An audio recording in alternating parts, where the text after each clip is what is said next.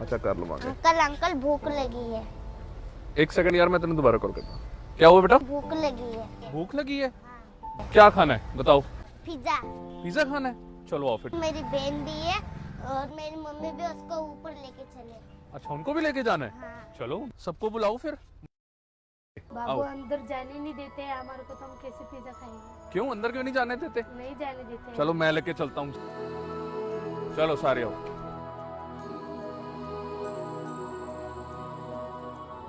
इन बच्चों के लिए, सबके लिए जो भी आपके बेस्ट पिज्जाज हैं वो लगवा दो।